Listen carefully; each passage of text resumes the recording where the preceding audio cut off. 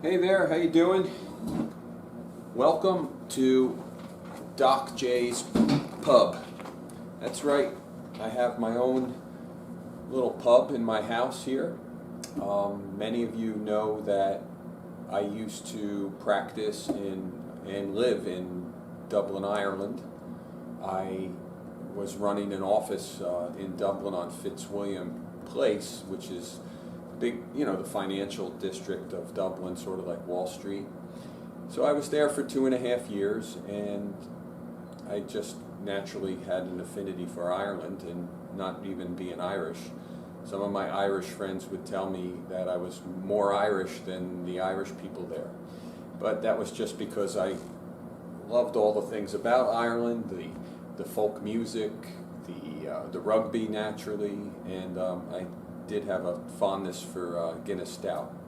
So we're here in my pub, which I built. It's sort of my own little Irish pub, and I'll give you a little tour of it in a few minutes. But what more? There's no more fitting place than to discuss alcohol than in a pub. So today, that's going to be our health topic. Today is alcohol. Naturally, a lot of society knows that there's a health benefit to drinking alcohol. We also know there's not a health benefit to drinking alcohol. So let's clear some things up. We want to talk about actual serving sizes of alcohol, because that's basically what you hear about. Is you hear how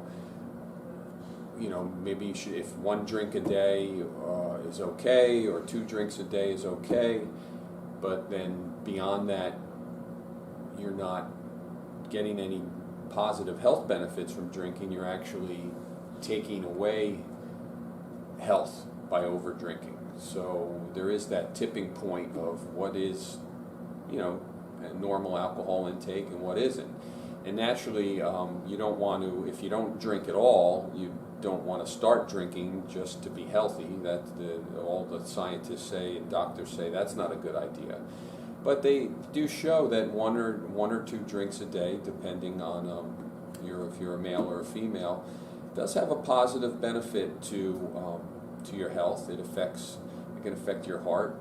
Naturally, we know the alcohol has a relaxing effect, so one drink can really help people sometimes with stress. I'm not saying that if you're stressed you should drink, but there's other ways of stress reduction. But that is one of the benefits. It does have a calming, relaxing effect. And then, as I mentioned, it can help the heart. It's shown to lower blood pressure. And some types of drinks are high in antioxidants. For instance, wine has resveratrol in it, which is a good antioxidant that protects the heart. So let's talk about, how much we should drink. Some studies say that if you're a woman, you should have between 8 and, could have between 8 and 10 drinks a week. If you're a man, between 10 and 14. I guess that's all based on the relative size of comparing men being bigger than women. But what if you're a 145-pound man and a 175-pound woman? So either way, those guidelines are sort of sketchy. But I always say, 1 to 2 drinks a day should be okay for people who are drinking. And what we need to look at now is how much is a drink. And this is where the controversy begins, because people will say, I drink 1 or 2 drinks a day, but the size of the drink could actually be, as if you were having 3 or 4 drinks. So for instance, let's take a look here at a standard drink. We'll look at, beer, we'll look at wine, and we'll look at hard alcohol. So naturally, 12 ounces of beer is considered 1 drink, right? So that's 12 ounces of beer. If you were to take one of these pint glasses and then fill it up at the beer tap over here, that would not be 12 ounces of beer. That would be a little over 16 ounces of beer, and because this is a pint glass, which is 16 ounces. So there you're getting more alcohol than they consider one drink. So 12 ounces is considered one drink for a beer. An average beer is around 5% alcohol. So the next one would be a glass of wine, and this is where we get into a little bit of difficulty because, for instance, like a red wine glass, it's a fairly big glass. So the standard amount of alcohol in a red wine is 5 ounces. So if we take a measuring cup and we do 5 ounces, you'll see what this looks like in the measuring cup. So it doesn't even come up to half a glass of a red wine glass, but that's 5 ounces, and that would be considered one drink. So if you're filling up to here, that you may put 10 ounces in there. That's your 2 drinks, okay? But that's what 5 ounces a glass of wine looks. So we have our 12 ounces of beer, our 5 ounces of wine. The next one is our hard alcohol. So I have little Teeling's small batch Irish whiskey from Dublin, and typically what the standard drink for this is, it's a 1.5 ounce pour. So we'll put a 1.5 ounces in here, and you can see when we get a glass. Oh, I have one right here. This is a whiskey glass. I got that at the Jameson Distillery in Dublin. It's designed so that your hand, actually, when you're drinking, it can warm the whiskey, and the way it narrow comes out up here, it's for the aroma to come out, so you can enjoy the way it smells too. All right, so that's 1.5 ounces. So that would be considered your one drink of hard alcohol.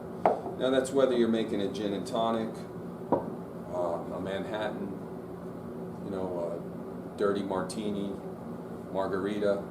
That would be your one drink. So this is basically the size of what a standard drink looks like. So if you do drink at night and you have your one drink a night or your 2 drinks a night, you want to keep it to these sizes so that you're not negating the health benefits of it. Now you could also I don't know where the science stands on saving your drinks for the weekends, because I typically don't really drink during the week at all, but I like to have my beer on the weekend, and I like to have the occasional whiskey or bourbon on the weekend as well. So, but it's rough if you're saving all your drinks for one day. It's pretty rough to have 14 drinks in one day, and I'm sure that would be considered naturally that would be considered binge drinking, and that's not very good for you either. So that's your alcohol sizes, so to keep in track of, all right, so we know we're not really overdoing it. All right, so why don't I give you a little tour of the pub here and show you what we have going on. Let me take my camera off. Alright, so naturally, if you have a pub, you want to have pub games, and we like to play chess. Chess is one of my favorite. This game here is you balance marbles on it, and whoever gets the one side to tip down is you win the game if you get your opponent's side to tip down. And it's by rolling dice and moving marbles. It's actually a lesson in physics. And then we have a lot of little card games. And And this game's pretty fun too. It's a numbers game with math. This is a slide game with a steel ball that you can get your points in there. Then we have our IQ test game over there. This was my happy birthday ball that was given to me from the rugby team a few years ago. That's Captain Hook. He's not Irish, but he looks cool. And then I have a lot of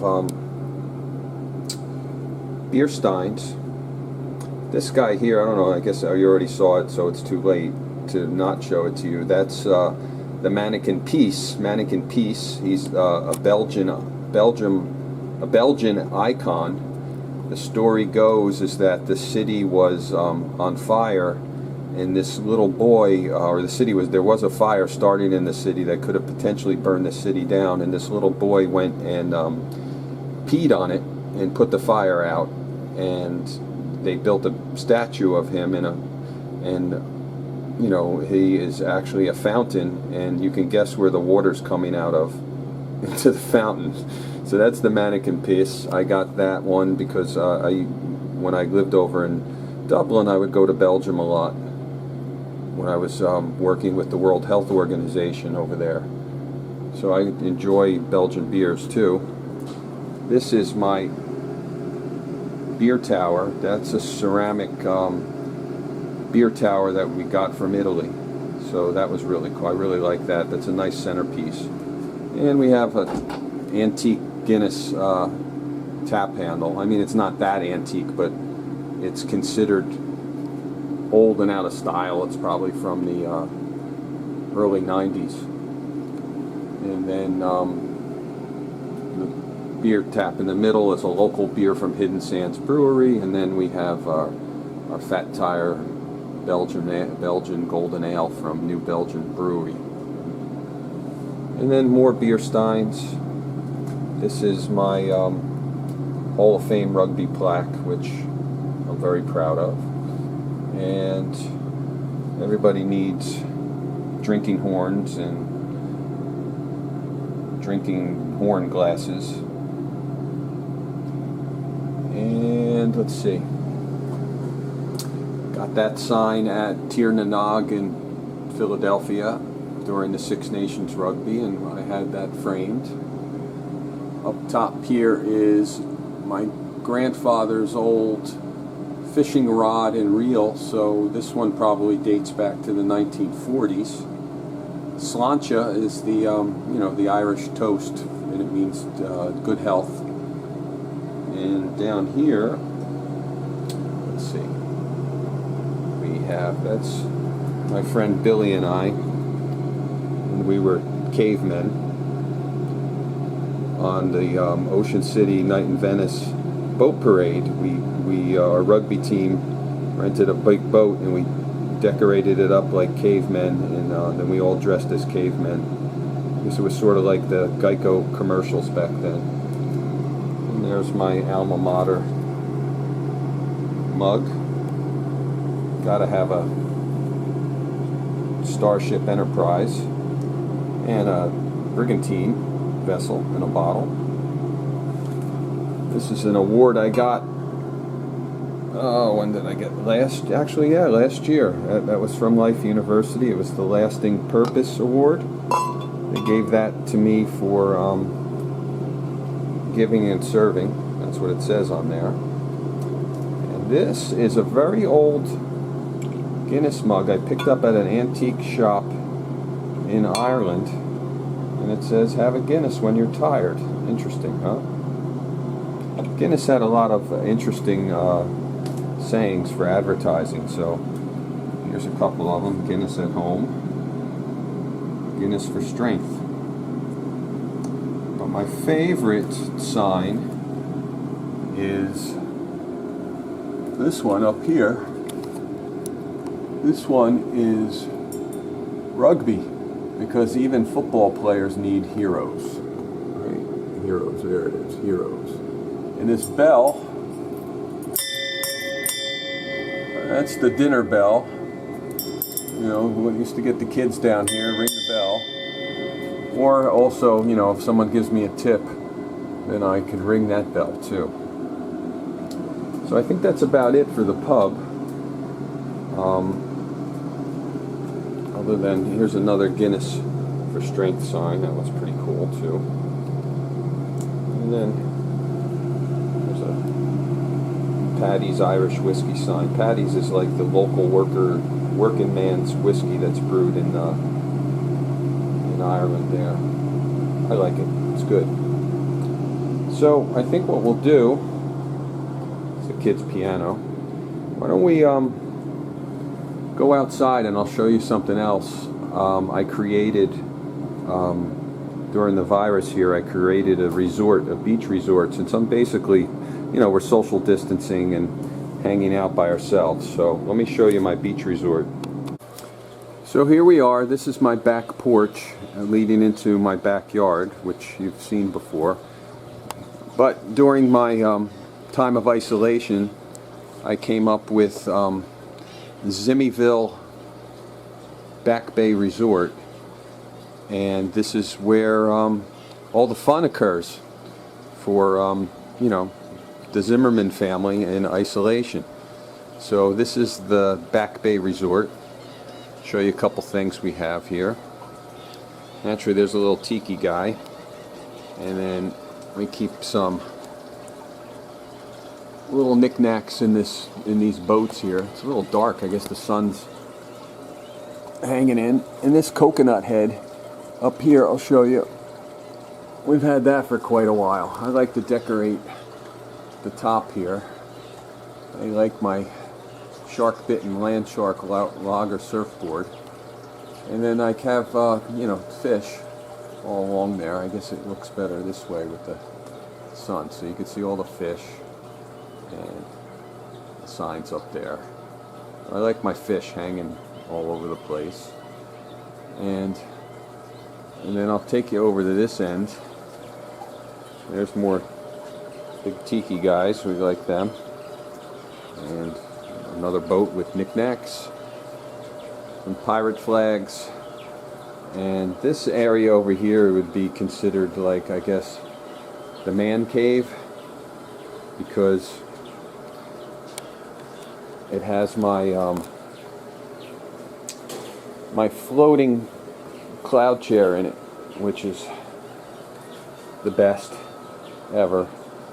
Sit in that and float. It's got a nice spring on the top, so it gives it a little bounce. I got these nice palm trees for the tropical feel. This guy over here, he's interesting. This is, we call him Jabu.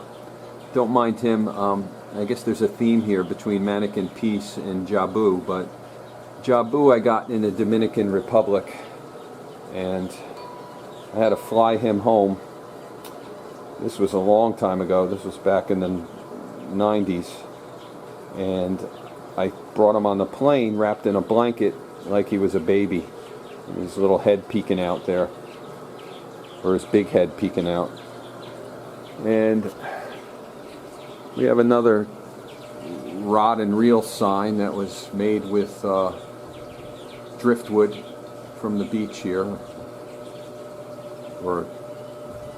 And so this is the back porch, Zimmyville Beach Resort, and we got a couple more outdoor beers, summery beers on tap. Allagash White, which is like the Belgian Hoegaarden, and then a German Gulch. We got that from Hidden Sands Brewery.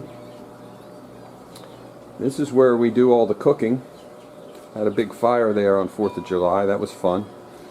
Neighbors came running over with fire extinguisher, but no need. I was in control.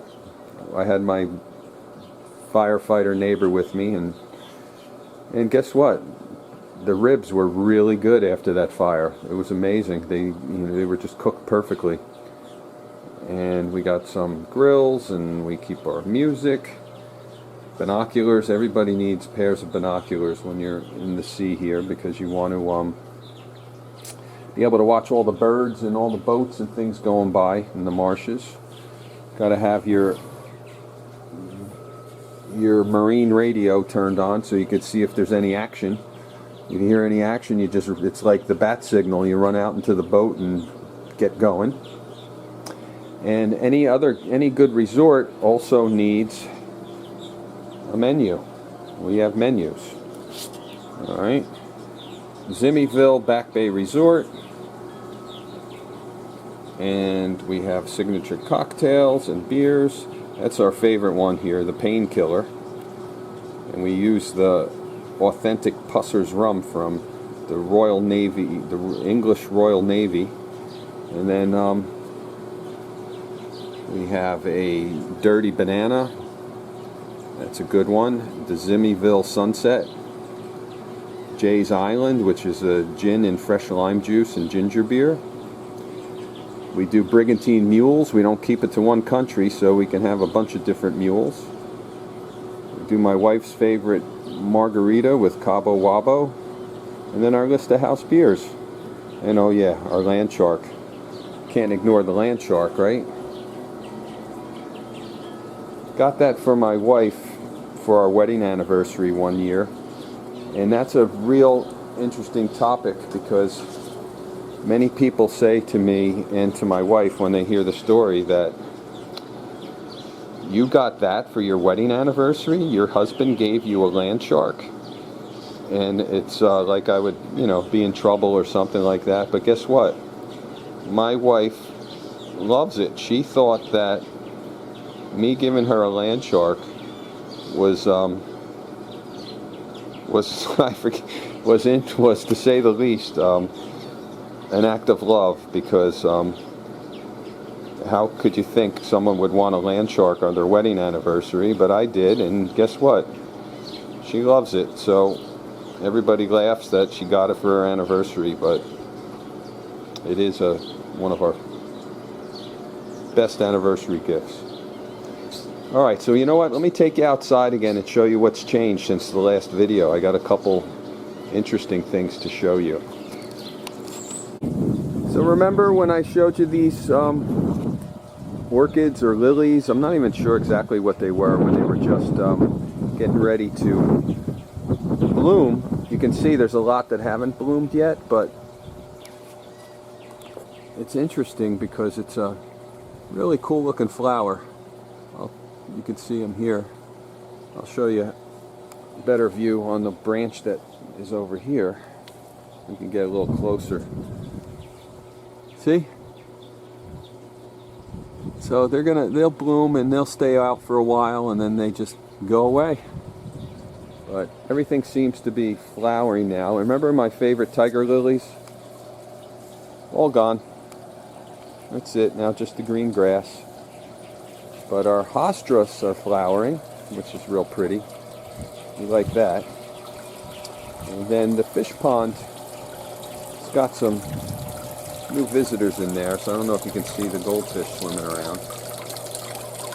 They're in there. Turtle is in the back bay, living his life. Added that crab into the waterfall shell anyway. Alright, let's go take a look at something else. I think the last time I showed you the pool, the solar cover was on it to try to heat the water, but now we don't need to have, you don't need a cover on the pool anymore because the water is hot enough. And that's where I'll spend a good deal of my afternoon, floating in those lounge chairs right there. And my perimeter of greenhead protection has gotten wider. I've got more of those reflective tubes hanging around the pool. So guess what? We were in the pool and there is no greenheads in there because of those tubes. So I'm liking that. Actually, my yard is pretty greenhead free. So they must be doing something. This game's pretty cool. That's spike ball. I can't really play it with my bad shoulder, but it looks fun. And let's see. I had a wild, rousing Connect 4 last night, so my kid beat me before I even knew it. And the garden is, now we're starting to produce. We're getting, I picked 4 red tomatoes yesterday. And as you can see, You know, we have a lot of tomatoes on there. This week I've probably picked 5 yellow squash, so they're growing really well. String beans, you know, we got what we could out of them. There wasn't a lot of string beans this year, probably about 15 or 16. I got more growing in the house to plant out when the weather gets cooler. The kale is grown nicely, so that's ready to eat. And I just picked 3 of these Chinese eggplant. Alright, they're pretty nice. They were big ones. Like this one here is getting there. So we'll pick that one soon. It's turning, I've got a little bluish black. There's those tomatoes. So that's nice. The hot dog is parked. The big jumbo hot dog is parked behind the picnic table. We haven't taken that out today, but we will. Alright, I'm going to show you, I'm going to go down to the dock. There's our flags. Our flags are a little, my Rebel Alliance Star Wars flag looks a little hung up there. And we had a really bad wind during the week, and I usually take the flags down, but look at this. Yeah, the Land Shark Lager flag has definitely took a bit of a beating. And so did my Leinster Ireland flag. Now Leinster is the province, there's 4 provinces in Ireland, and Leinster is the province that I lived in where Dublin was. Alright, so let's head over to the dock. This is the grass behind my bulkhead, so it's low tide. You can see the tide is very low. My kid has a job, I don't know if you can see it or not, but where is it? Oh, there it is. My kid has a job selling minnows to the local marina, so he's got about 3 traps in here. He's got one over here too. So I talked to a minnow professional, you know, does it for a living, and he told us to put the traps in before the water comes up, and when the water just gets halfway over the trap, pull them out and get the minnows out. He said if you leave it in too long, then the minnows just swim out of the trap. And so far that little bit of advice has been a big help. We've definitely increased our minnow haul. So here we are down here. This is our new toy. I'm going to try to attach a video of the kids on it yesterday. I was on it. It's pretty wild. It's just a floating foam thing there, and we had, you know, I was on it. My buddy was on it. He's 220 pounds. Kids were on it. The thing doesn't sink. You could jump and dive off of it. It's pretty wild. Kids were running off the dock and running running across it, then jumping in. So that's called the Aqua Lily Pad, and that's fun. And that's Clark's ramp, because he's in all the time. If we're in the water, Clark's in the water. Trust me. You'll know because you can hear him. Alright, so let's come down here and see what the crab haul is like. So the tides, as I said, it's pretty low, and you could actually see the trap in the water right there. Yeah, but I'm going to pull it out. So let's set the camera down right here. And we'll pull the trap out. Oh yeah, it's got a good bunch of crabs in it. So, yeah. Yeah, they're down there. So, since I last filmed all these crabs for you, we have actually had crabs every weekend since Memorial Day. And it's just because the trap keeps catching crabs. I'm actually trying to think of ways not to eat crabs, but I can't because there's always crabs in the trap. I know that sounds like complaining, you know, bourgeois suffering, that I have to eat crabs. Now, over there, on that other dock, I have another crab trap in the water. That's a empty lot, so I take advantage of using that dock, and that trap gets as many crabs. So there should be almost 30 crabs in there. So as I said, I'm complaining, bourgeois suffering, about eating crabs. But last week, you know, I clean my crabs live. I don't ice them, I just dump them in the sink up at the top of the dock, and then I grab a pair with the tongs and I stick a little clam knife into the shell to peel it off, and I just clean them right there. So the other day I wasn't paying attention, and this has never happened in all my years of cleaning crabs. I was looking to the left, and I took my right hand and I just went to put it down on the top of the cleaning station, and I missed the top and stuck my hand in the sink. And guess what was in the sink? But, you know, 25, 30 crabs, and I can't begin to tell you how many attacked my hand. So I definitely had 2 big crabs hanging off my finger, which it wasn't fun at all. Boy, you can't say you got bit by a crab, because, you know, crabs don't bite, they don't have teeth.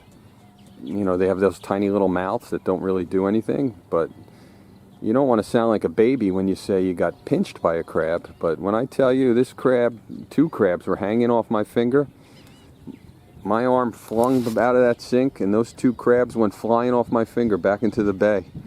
And then I had a gusher off my finger, bleeding up a storm. Alright, so this is today's video. Here's the low tide. You can see back here how it looks at low tide.